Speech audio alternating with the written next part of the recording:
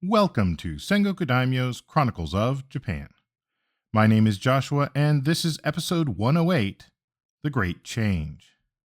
The Kuni no Miyatsuko, hereditary leader of his lands, likely heard the news before they arrived. Apparently, Yamato was sending out an official, a kokushi, who was going to be doing some sort of survey. Whatever. Just another person from Yamato's court. What did it matter? His family had been in charge of the local lands for as long as anyone remembered. And while they might give nominal fealty to the Oho-kimi and Yamato, along with the occasional bit of taxes paid in rice, well, what consequence was it to him? Some might say he was a big fish in a small pond, but it was his pond, always had been, and always would be. Wouldn't it? And we are back with our regular chronological podcast, and we're finally going to pick back up on the fallout from the events of 645, the Ishii incident, when Prince Nakano Oe orchestrated the murder of Sogono Iruka and later his father, Sogono Emishi, in full view of the court, including his mother, Takara, aka Kogyoku Tenno. That incident would be the start of Nakano Oe's own rise to power and the reshaping of Yamato from its long-standing clan-based system of government to a new national government of laws and punishments known generally as the Ritsuryo system. In this and future episodes, we'll dive into this new system and the so-called Taika reforms that brought it about, the changes it ushered in, and the ripples this sent throughout the entire archipelago. Now, the term Taika itself means great change, and it isn't clear to me if it was picked because they expected to be making big changes or if it came after the fact, but in the minds of most Japanese historians, it is quite accurate. The entire system actually took about a century or so to really come together. We often think of the Ritsuryo system as it was in its final version. This period, though, is where things kicked off, so we'll be setting the stage and talking about some of the edicts during the period that eventually became the written code of the Ritsuryo system. This was started by Nakano Oe, who, spoiler alert, would eventually reign as sovereign and be known as Tenshi Tenno. The system he helped put into place would continue to be used and refined even after his death, and even after the end of the period covered by the Nihon Shoki. So after some background, we'll get to some of the very first edicts this episode, and then spend more time on them again in the future. The Ritsuryo system was based largely on continental models, with Confucian ideals and the legal code of the Tang dynasty having particular influence. As we discuss these changes, which were huge, I'll start with some clarifications and caveats. One of the first things to emphasize is that this wasn't exactly an immediate revolution and reformation. Based on entries in the Nihon Shoki, some of the work had already started long before Nakano Oe came on the scene, largely attributed to the influence of Prince Umayado, aka Shotoku Taishi, and things like the 17-article constitution and rank system, which we discussed back in episode 95. And even after its initial implementation, there would come various tweaks to the system. Although there were numerous edicts made in the initial years of what is known as the Taika era, leading this change to often be given the nickname of the Taika reforms, earliest formal administrative codes would come much later, firming up in the 8th century. Another thing to keep in mind as we start looking at these changes is that the Yamato court didn't necessarily discard the old system either. Changes like this take time, and something implemented for a year or two might not stick. This is one of the reasons that it's important that two of the apparent architects in the new system were present through much of its implementation, actively guiding and shaping the process. That said, some of the things they might have thought were important may not have been quite as impactful as they thought, and other things that maybe they didn't pay as much attention to were much more impactful from a larger view of Japanese history. So we'll try to take a look at those as best we can as we go through. The two individuals at the heart of this were Prince Nakano Oe and Nakatomi no Kamako, later known in this reign as Kamatari, which is the name I'm going to use from here on out, as it's the much more well-known in case anyone decides to look up information later. And finally, I would also note that many of these changes were being applied at the level of the elites of society, how they organized power and how they approached governance, but we should also spare a thought of how this affected the majority of people. After all, it was the majority of people who were working the fields, cutting the wood, or fishing the seas. The elites were often otherwise engaged, which isn't to say that they did nothing. Often they were coordinating and bringing things together, but that was a smaller part of the overall population. In these reforms, we get to see some rare glimpses into how all of this may have affected people beyond just the court elites. Now, to set this up, let's start with a look at what brought us here and how they had governed things up until now, or at least as best we can make out from our various sources. From there, we can take a look at some of the earliest edicts related to the evolution in government, how they focused on consolidating the power and support at the center of the Yamato court, and started to make more concrete Yamato's control across the rest of the archipelago. We've covered much of the development of complex society in Yamato in previous episodes. Yayoi society came with, or at least introduced, a form of stratification evident in graves, grave goods, as well as other patterns of lifeways. Local elites rose up to oversee communities and eventually extended their influence, creating the various Kuni, or countries, regional collections of communities that came together under leadership structures and some shared cultural values. Some of the earliest stories give us the Oho-kimi leadership structure, often with a male and female head of state, though sometimes shown as elder and younger co-rulers of similar genders. This is backed up by some evidence in the Kofun era, as we see large single-purpose tomb mounds built for what we can only assume are the elite. Their construction would have required control of a large labor force, indicating a certain amount of their power, and their shape and various burial goods have further suggested, at least to scholars like Kishimoto, that there may have been a division of rulership at least early on. We've talked about the spread of Yamato-style round keyhole-shaped kofun through the archipelago and how the popularity of that kofun shape demonstrated Yamato's influence, but didn't necessarily accompany a change in the actual dynamics of local government. The next thing we see in the record, I would argue, is the change to a familial-based system, the Bei-minsei. This is what we've talked about periodically in terms of both the Uji family groups or clans and the Bei familial or occupational groups.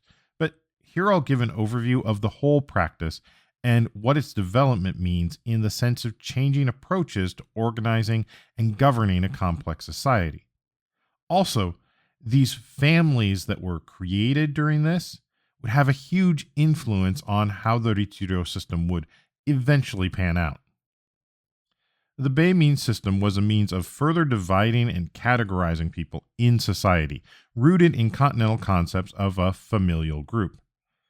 Prior to the 5th century, there isn't a clear indication of familial clans in Yamato, though that doesn't mean people didn't know where they were from.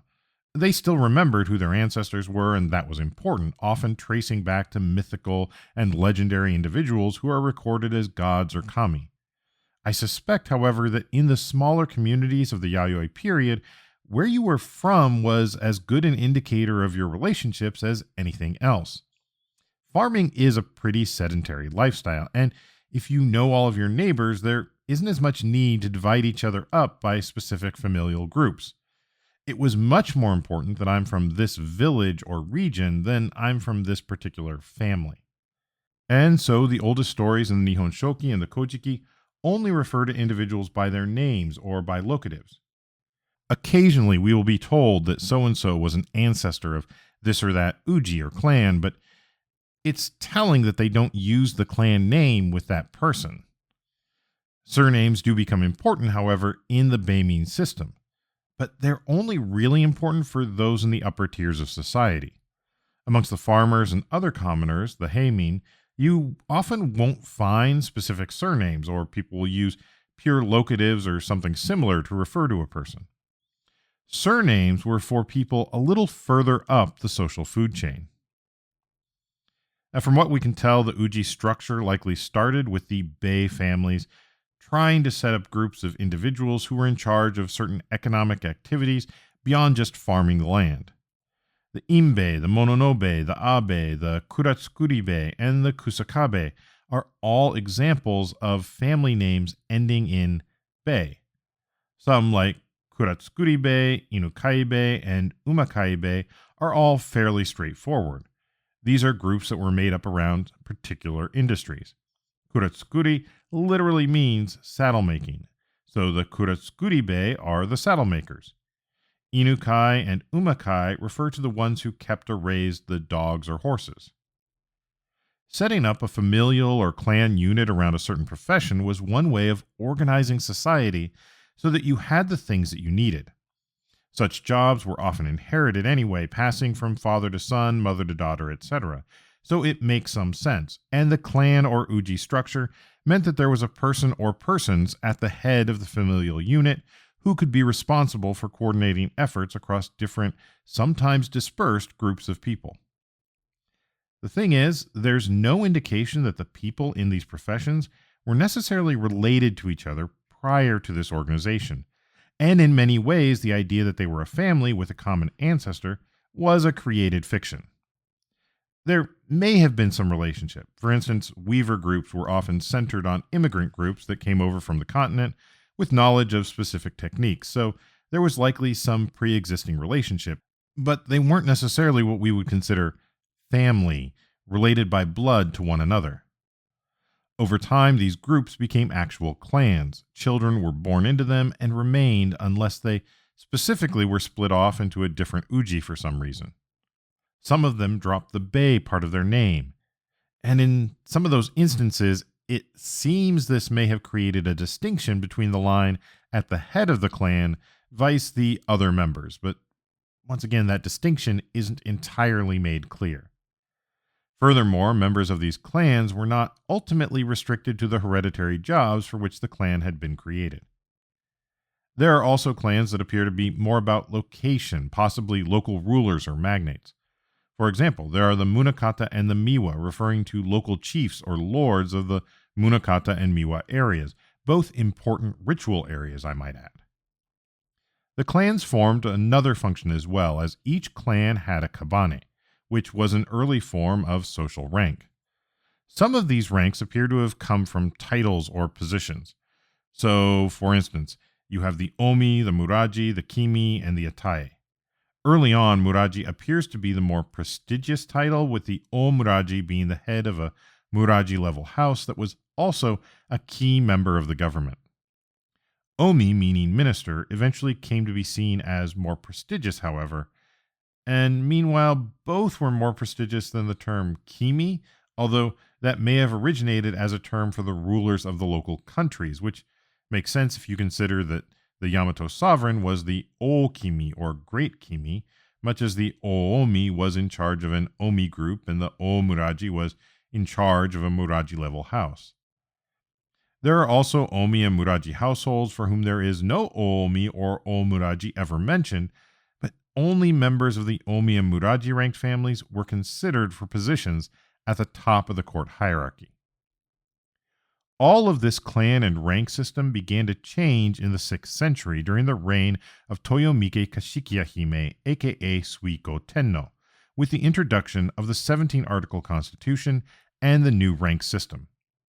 While both of these developments are of debatable veracity, since the chroniclers likely made this change seem much more structured than it actually was in practice, there is probably at least something to the idea that the Yamato court was adopting more continental ideas regarding state governance. The rank system in particular was a step toward recognizing individuals above simply their inherited social position. While kabane rank was applied to an entire uji, the new rank was applied to individuals alone, meaning that an individual could be recognized without necessarily rewarding every other person holding the same surname. At the same time, more and more books were coming in from the continent. Some of these were focused on the new Buddhist religion, but there were also other works based on a variety of subjects and introducing the Yamato court to some of the philosophical ideas of what government should be. And then there were various envoys sent to the Sui and Tang courts in the early 7th century, where they would have seen how things were working there. Nonetheless, to be clear, we don't know just how far Yamato control extended across the archipelago. We know that in the 5th century there were individuals who considered themselves to be part of the Yamato court structure from the Kanto to Kyushu.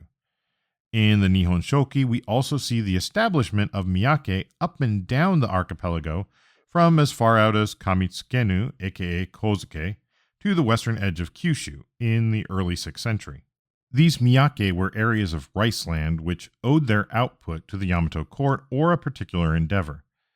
They would have had officials that were tied to the court to oversee the miyake, providing a local court presence, but how much of this translated into direct Yamato control is kind of hard to say. Then there's the Dazai, the Yamato outpost in Kyushu, set up in the area of Tsukushi around modern Fukuoka Prefecture, largely following the Iwai Rebellion. We talked about this some in the Gishi Wajinden tour episode about Ito and Na, and how the Yamato government extended a more direct and explicitly military presence in Kyushu. Still, the individual lands of places like Ki, Toyo, Kibi, Owari, or Musashi were all governed by the Kuni no Miyatsuko, the Yamato court's term for the various chieftain or rulers of different lands. And that gets us roughly to the situation where we are now in 645. Prince Nakano-Oe had been talking with his good friend Nakatomi no Kamatari about how things should be, ever since the day that Kamatari had helped him out at a kamari game, something akin to a group hacky sack with a volleyball. As we've discussed in past episodes, a lot of this sense of how things should be related to nipping the power of Sogono Iruka and Sogono Emishi in the bud, cutting off what they no doubt saw as a threat to imperial power and the quote-unquote right way of doing things. But the two had also been taking lessons from the priest Minabuchi, and, like students everywhere, they thought they had figured this whole government thing out. They'd been reading the classics and would have had access to the reports from various envoys and ambassadors to the Tang court. The last one had left in 630 and returned in 632. They no doubt would have seen the workings of the Tang Dynasty Law Code of 624 and the subsequent updates in 627. Nakano-Oe and Kamatari may have even heard news of the update in 637. This law code, implemented by Tang Taizong, relied on Confucian and legalist theory. It wasn't the first law code in East Asia or even in the Yellow River Basin, but it is one of the most significant and influential, and the earliest for which we have the actual code itself. Though I should mention the extant version is from 653, about 8 years after the events of 645.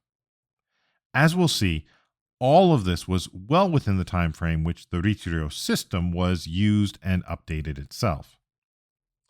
So, Nakano-Oe and Kamatari have a shiny new document in their hands, promising an organized system of government very different from the status quo in Yamato to date. However, the Tang Law Code did have a problem. It was undeniably centered in the imperial culture of the Yellow River and Yangtze River basins. These areas had long had the concept of empire, and even in the chaotic period of the 16 kingdoms and the northern and southern dynasties, the concept of an empire that ruled all under heaven, or Tiansha, was something that people generally accepted. The Wa polities of the Japanese archipelago, even as they were now consuming media from the continent, still operated under their own cultural imaginaries of how the world was ordered and how government operated. And so the code couldn't just be adopted wholesale. It would have to be adapted to the needs and demands of the Wa polity. I should note here that it is unlikely that the reforms that took place in Yamato were the sole effort of Nakano-Oe and Kamatari, and much of what is written suggests that this wasn't done simply through autocratic fiat, but included some key politicking. After all, these were changes to the way things were done and changes to the way that power was accumulated and applied, and, well, the people who had that power probably have something to say. This started even before the Ishii incident. Kamatari already had close ties with Prince Karu before he met with Nakano-Oe. Kamatari and Nakano-Oe had also brought into their confidence Soga no Kurayamada no Ishikawa no Maru, a member of the Soga family. The Fujiwara family history, the Toshi Kaden, compiled by Fujiwara Nakamaru in the 8th century, describes Maru, referenced as Soga no Yamada, as a man of particular and upright character. He also appears to have had a beef with his cousin Soga no Iruka and was ambitious. I'm not sure just how much Nakano Oe and Kamatari were sharing their plans about reforming the state at this point, or if they were simply concentrating their efforts on bringing down, that is to say, murdering, Sogono Iruka. The Toshi Kaden mentions that others were also brought around to at least the idea that something had to be done about Sogono Iruka, though nobody was quite willing to speak out for fear of Sogono Iruka and his father, Emishi, and what they could do to someone's reputation. Or worse. After all, Sogono Iruka had only recently killed the Prince Yamashiro no Oe, reportedly as part of a plot to ensure that Prince Furubito would be next elevated to the throne. On the other hand, not much information seems to be given about the reforms until they're actually enacted. And so, after the Ishii incident, we see our murderous firebrands taking the reins of power. As we noted back in episode 106, Prince Karu was encouraged to take the throne, while Prince Furubito no Oe retired from the world and took orders at a temple in Yoshino. Nakano Oe had been offered the throne, we're told, but turned it down as the optics on it would not have been great. Not the least of which because he was clearly responsible for the death of Sogono Iruka and his father, and thus his mother's abdication. Taking the throne would have been seen as nothing more than a naked power grab. However, he could still be made crown prince and keep right on going with his ambitions to change up the way things were done in the Yamato government. Once again, though Nakano Oe and Kamatari get most of the credit, the work required the cooperation, or at least the consent, of the newly made sovereign, Prince Karu, also known as Ame Yorozu Toyohi, later styled as Kotoku Tenno. After all, it would be his edicts that would lay out the new system and his name that would be attached to it. One good example is a change that came immediately. In place of Sogono Iruka as the sole Oho-kimi, Karu selected 2 individuals to take his place, dividing up the position of Oho-kimi into ministers of the left and right. The first was Abe no Omi no Uchimaro as minister of the left, and then Sogono Kurayamada no Omi no Ishikawa no Maro as the minister of the right. These positions, later known as the Sadaijin and Udaijin, would continue to be 2 of the most powerful civil positions in the Richiyo and later Japanese governments. The minister of the left, the Sadaijin, was often considered the senior of the 2. By the way, Daijin is just a sinified reading applied to the characters used for Oho-kimi, or great minister. This means that the minister of the left, the Sadaijin, could just as easily be called the Oho-kimi of the left or something similar. This actually causes a bit of confusion, especially in translation, but just realize that this is effectively just a rebranding and not entirely a new name. What was new was this idea that they were broken into specifically the left and the right, a distinction that would mean a lot more once more of the bureaucratic offices and functionaries were properly defined. Who were these 2 ministers? Abe no Uchimaro has popped up a few times in the narrative. He was an experienced courtier. The Abe family had been moving within the halls of power for some time and had even stood up to the Soga family when Soga no Umiko had tried to acquire their lands in Katsuraki, making an ancestral claim. Uchimaro had also been involved in the discussions regarding Princes Tamura and Yamashiro no Oe after the death of Kashikiya Hime, hosting one of the dinners during which the delicate issue of succession was discussed. He was clearly a politician of the first order. Of course, Soga no Kurayamada had clearly earned his position through his connections with the conspirators. What about Nakatomi no Kamatari? Well, he wasn't exactly left out in the cold. Nakatomi no Kamatari was made the Naijin, the minister or Omi of the middle or the minister of the interior, implying that he had some authority over the royal household itself. This feels like one of those created positions, possibly to allow him the freedom to help with the primary work of transforming the Yamato government. One of the first things that's recorded in the Nihon Shoki was the declaration of a Nengo, or era name. Up to this point, years in Yamato were remembered by the reign of the sovereign, typically based on their palace. So you would see things like the 2nd year of the reign of the sovereign of Shiki Palace, or something like that. In addition, at least since about the 6th century, if not earlier, years would eventually be given the appropriate sexagesimal year name, combining one of the 10 stems and 12 branches. For example, 2024, when this episode is coming out, is the year of the wood dragon, or Kinoi Tatsu.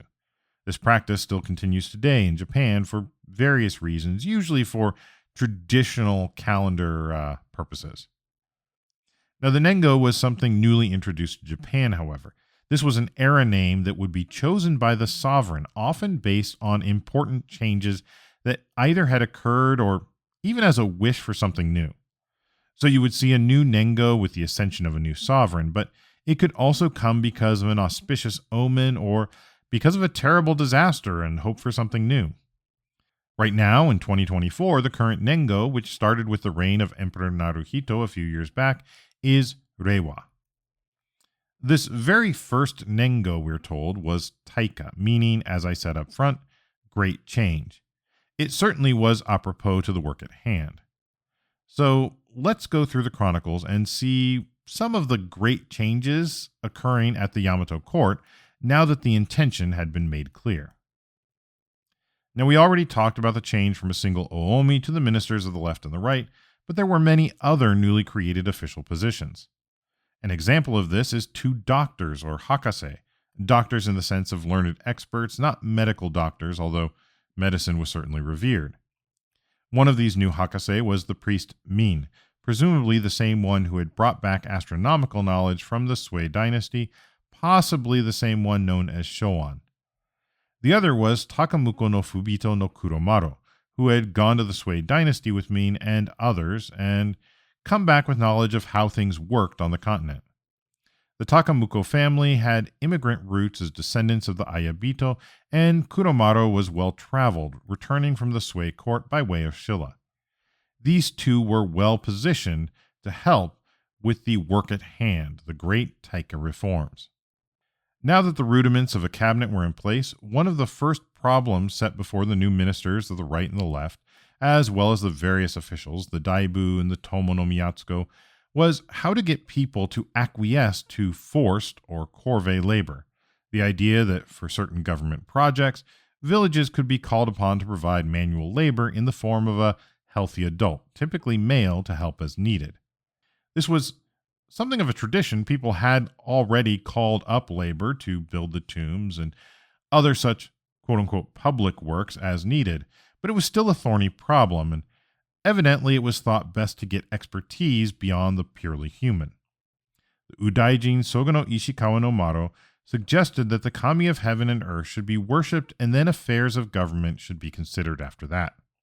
And so Yamato no Haya no Hirafu was sent to Ohari, and Inbei no Obito no Komaro was sent to Mino, both to make offerings to the kami there for their assistance, it would seem, in setting up a good government. This is significant in part as it shows the continued importance of local traditions focused on appeasing the kami, rather than the Buddhist rituals that they could have likely turned to instead. 3 weeks later, on the 5th day of the 8th month, came the first truly major edict of the Taika eras, which was to appoint new governors or kokushi of the eastern provinces. These governors were expected to go out and take a census of the people, both those free and those in bondage to others. They were also to take account of all the land currently under cultivation, likely to figure out how to tax it appropriately. As for things other than arable land, such as gardens, ponds, rivers, oceans, lakes, mountains, etc., the edict commands the governors to consult with the local people, presumably the people of the province, to get a better idea of just what should be done with all of that. And this doesn't sound so bad. It's basically just a tally of what's already there. That said, anyone who's worked in a modern office probably knows about the dread that comes over a workplace when people show up from the head office with clipboards in hand. However, apparently many of the people had not yet heard of a clipboard and likely didn't realize that this was only a precursor to greater and more centralized bureaucratic control. Now, in addition to taking a zero baseline review of provincial resources, there was also a list of what these new governors were to avoid. Clear boundaries around the power that they were to wield. For one thing, they were not to hear criminal cases. They weren't there to be an extension of the Yamato court in such matters or to usurp the duties of the Kuni no Miyatsuko, one supposes. At least, not yet. Furthermore, when they were traveling to the capital, they were only to bring themselves and district officials, but not a huge retinue. Whether they realized it or not, these kokushi were early bureaucrats in a burgeoning bureaucratic state, and they weren't supposed to be going out there to become minor kings in their own right. Their power came from and was limited by the royal edict. When traveling on official business, governors could use appropriate government resources, such as the horses and food they were entitled to. Remember that post stations were set up previously to help better facilitate official travel and communication. In a later edict, it would be clarified that officials would be given a bronze token with bell-like figures on it. The shape of the token would indicate what kinds of resources the individual was entitled to. This applied to governors and their assistants. Those who followed the rules could be rewarded with rank and more, while those who disobeyed would be reduced in rank and any stipend that came with it. Furthermore, any government official who was found taking a bribe would be liable to pay twice the amount, as well as being open to criminal punishment. The chief governor was allowed 9 attendants, while the assistant was allowed 7, and a secretary, for which think more the head of a branch office or department under a governor, could have 5. Any more, and the governor or followers would be punished for it. While in the provinces, the governors were expected to look into any claims of potentially false inheritance. This included anyone using a false name or title to claim rights that were not theirs. Governors were first to investigate what was going on before submitting their findings up to the court for judicial review. Governors were also to erect arsenals on waste pieces of ground that could not be cultivated for some reason. In those arsenals, they were to gather the various weapons and armor of the provinces and districts, presumably so that soldiers could be called up quickly and everyone could just get their equipment from one place, but it also looks like an attempt to take control of the means of violence. Whether or not that was their direct intention, I can't really say. There was a provision for those on the frontier with the emishi to allow the owners to keep their weapons, probably because the situation was potentially volatile and could turn at any moment. So that was the first major piece of legislation, sending out governors to what are translated as provinces, though we're still using the term Kuni, which equally refers to a state or country. Ostensibly, these were for the purposes of assessing the land, its value, the number of people, etc., but also to centralize military assets. And they are given the status as true court representatives, at least within their limited scope. I noticed that it was explicitly stated that these governors were for the eastern lands, presumably meaning those east of Yamato, since they only sent out 8 of them. These are areas that historically appear to have relied more on Yamato or else been something of a frontier area for the ethnic Wa people. They may have been a bit more open to Yamato's demands on their sovereignty. There were 2 more pieces to this edict that didn't directly apply to the governors. First off was the institution of a bell and a box to be set up at the court. The box was basically a place to receive complaints about how things were going in the realm. They're careful to note that complaints should be vetted first by the Tomo no Miyatsuko, one of the hereditary government officials, or at least offered up to the head of one's uji if possible. If they couldn't come to some kind of remedy, then the complaints would be collected at dawn and the government would look into them. And if anyone thought that there was a problem with how the complaint was being handled, for example, if they thought there was malfeasance involved or even just neglect, with officials not addressing it in a timely fashion or something, then the plaintiffs themselves could go to the court and ring that bell, officially noting their dissatisfaction with the process. The idea of a bell and complaints seems to be a wide-ranging practice throughout Asia. During the reign of the legendary Yao, people were encouraged to nail their complaints to a tree. Other edicts suggest that bells and drums were hung in royal palaces to allow common people to voice their grievances. We have examples of the practice showing up in the Sukhothai kingdom of Thailand during the 13th century reign of King Ramkhamhaeng, and then a 16th century example in what is now Myanmar, aka Burma. While they differ in specifics, they are all related to the concept of royal justice, even for the lowest of the people. Granted, if you're a farmer in Owari province, I don't know how easy it was going to be to make your way over to the royal palace and ring that bell, but at least there was the idea that people could submit complaints. This was apparently used relatively soon after, as recounted in the second month of the following year, about 6 months later. Apparently, some person had placed a complaint in the box stating that people who had come to the capital on government business were being put to work and ill-used. Basically, it sounds like they were being rounded up for corvée labor, even though they weren't local residents. They were just passing through. In response, the sovereign Karu put a stop to forced labor at various places, presumably where the offending action was taking place, so I guess the complaint system was working.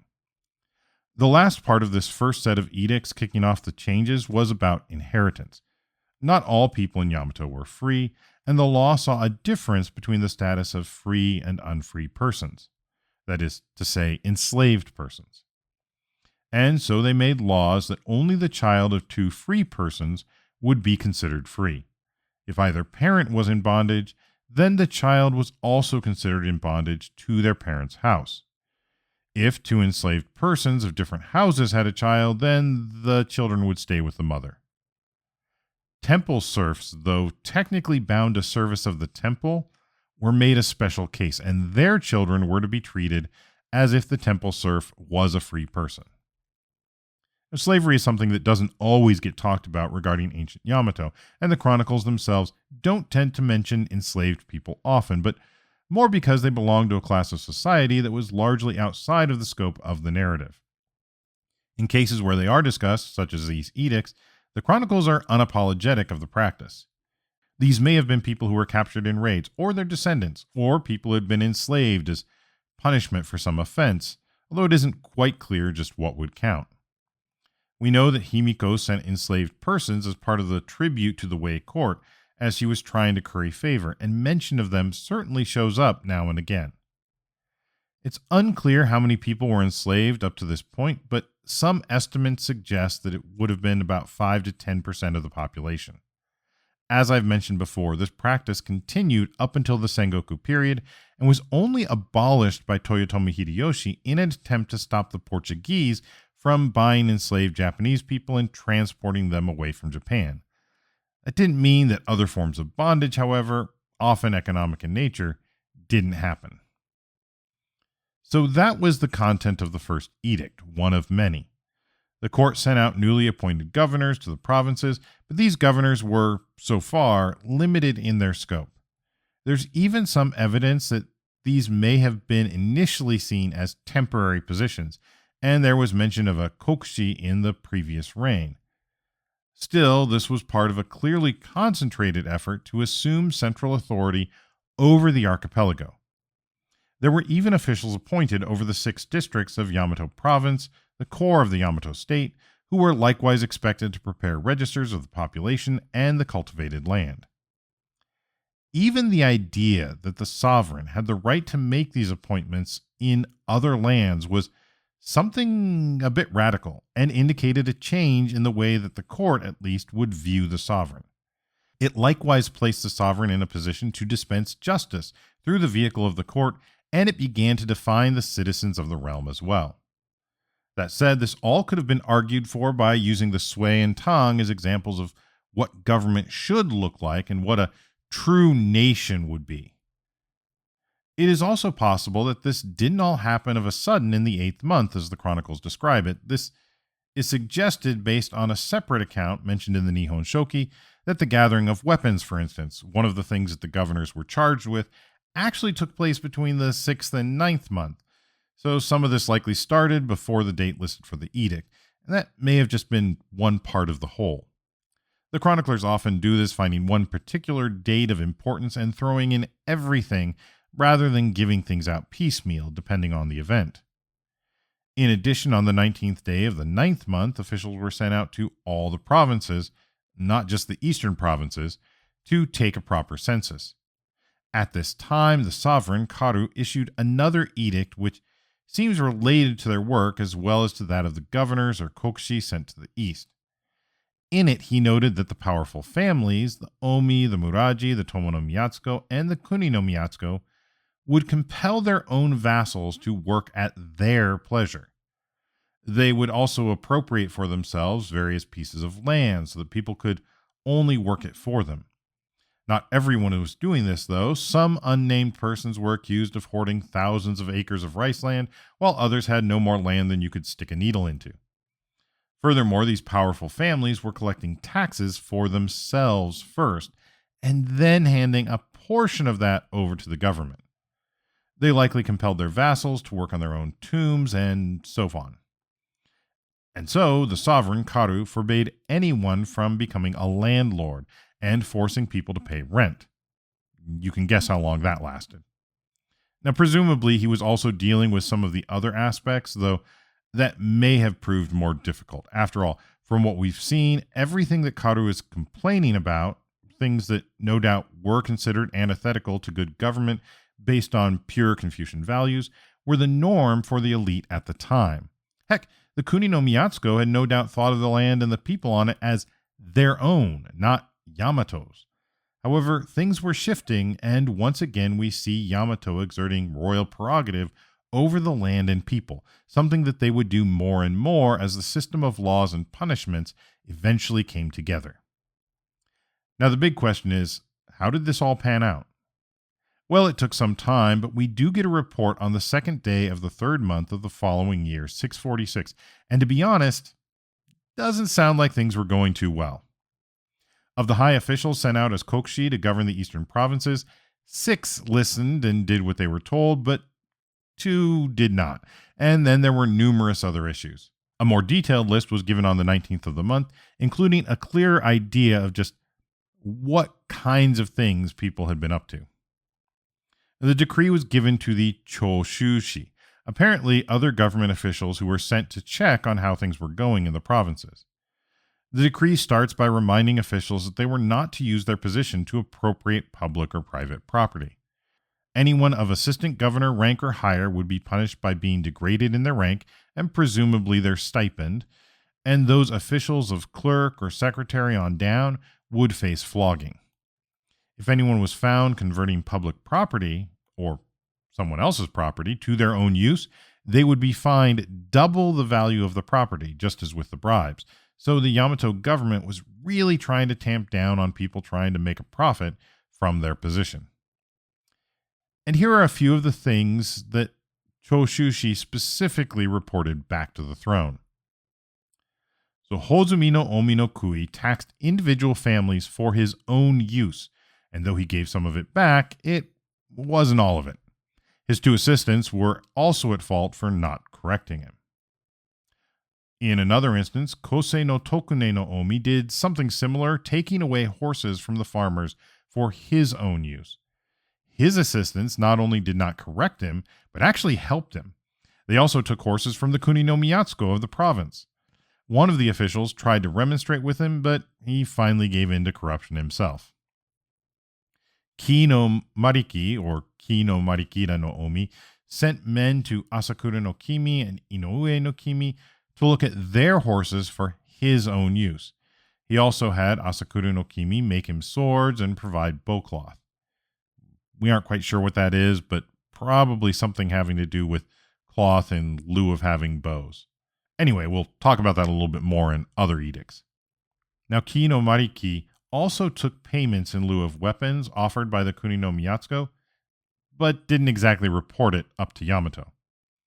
As a somewhat strange addition to these charges, he apparently was guilty of allowing himself to be robbed of a sword in his own province, as well as when he was in Yamato, presumably one that was actually government property.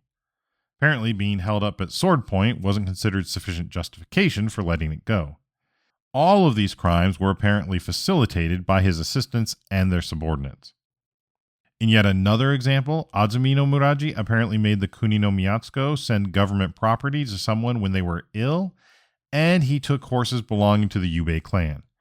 His assistant gathered items at his house that were paid in lieu of hay, apparently something that the province was supposed to give as tax, and he took the horses of the Kuni no Miyatsuko and exchanged them for others. At least 2 other brothers were found guilty in this whole thing as well. Ochi no Muraji broke the decree of not personally judging the complaints of the people in the districts under his charge, and he took it on himself to judge the case of the men of Udo and the matter of the enslaved persons of Nakatomi no Toko, who was also considered guilty in this whole thing. Kishida no Omi, as with Ki no Mariki, also allowed his sword to be stolen, showing a want of circumspection. And in one of the strangest put-downs in the list, Omidori no Omi and Tamba no Omi weren't guilty of anything, but were just mentioned as being incompetent. So make of that what you will. Inbei no Konomi and Nakatomi no Muraji no Mutsuki also committed offenses, we're told, but the nature of what exactly they were is unclear. Hara no Omi and Taguchi no Omi, on the other hand, were free and clear. Apparently, they hadn't committed any offenses. And finally, Heguri no Omi was guilty of neglecting to investigate the complaints of the men of Mikuni. So he just hadn't done his job. Now, a big to-do was made about the punishments that needed to be meted out to all these individuals, as well as to the Kuni no Miyatsuko who may have enabled them. However, instead of prosecuting them, Karu declared a general amnesty. This was like a mass pardon of offenses, a do-over, if you would. Not that anything would be forgotten, mind you. I mean, they were still going to be held to account. On the other hand, 6 individuals who did as they were told were all commended for their service. So, just because you weren't punishing the others, he was still rewarding those who did what he asked them to do. He also took the Lent rice for the maintenance of the late Kibishima, the Dowager Queen, who had passed away in 643, and distributed her official rice lands amongst the ministers down to the Tomo no Miyatsuko. He also gave rice land and hill tracts, which weren't suitable for farming, over to various temples which had been previously omitted from the official registers for whatever reason. And overall, this seems to be a rather powerful message. We're not fooling around with these changes, and people better get on board or get out of the way. Whereas previously things in the provinces may have operated under sort of Vegas rules, that was no longer going to be tolerated. On the other hand, Karu demonstrated mercy, likely realizing that too harsh an approach would bring the wrath of the other powerful nobles.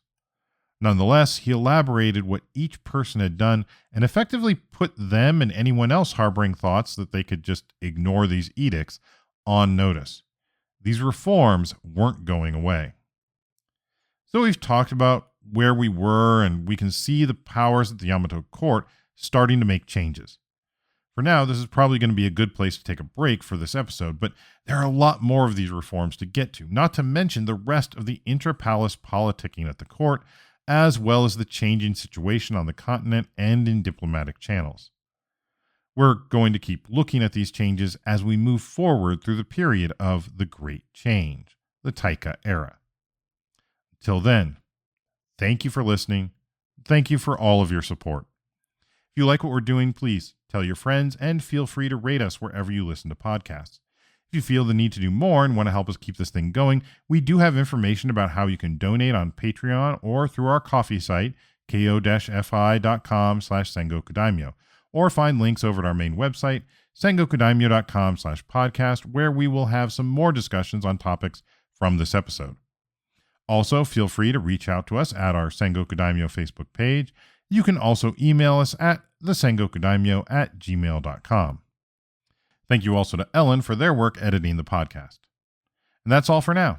Thank you again, and I'll see you next episode on Sengoku Daimyo's Chronicles of Japan.